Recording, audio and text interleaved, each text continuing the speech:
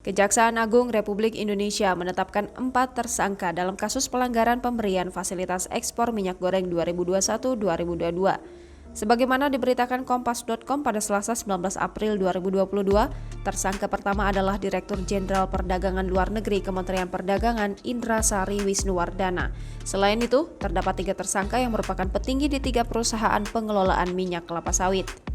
Lantas seperti apa profil Indra Sari Wisnuwardana? Dilansir dari kemendak.go.id, Indra Sari Wisnuwardana dilantik menjadi Direktur Jenderal Perdagangan Luar Negeri Kementerian Perdagangan pada 6 Agustus 2019.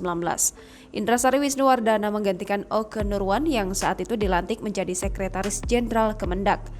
Sebelum menjadi Direktur Perdagangan Luar Negeri, Indra Sari Wisnuwardana pernah menjabat sebagai Direktur Impor pada 2018 menggantikan Ferry Anggriono.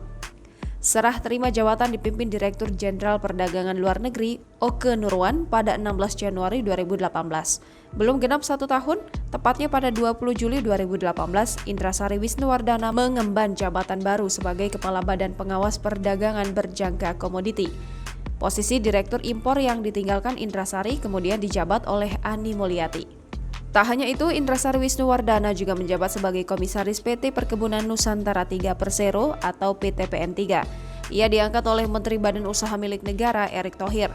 Penunjukan itu berdasarkan surat keputusan per tanggal 10 Desember 2021. Surat itu berisi tentang pengangkatan Komisaris Utama dan pengangkatan Dewan Komisaris PT Perkebunan Nusantara 3 Persero.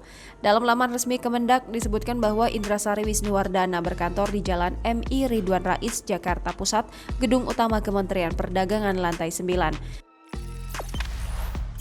Jangan lupa subscribe, share, komen, dan like ya!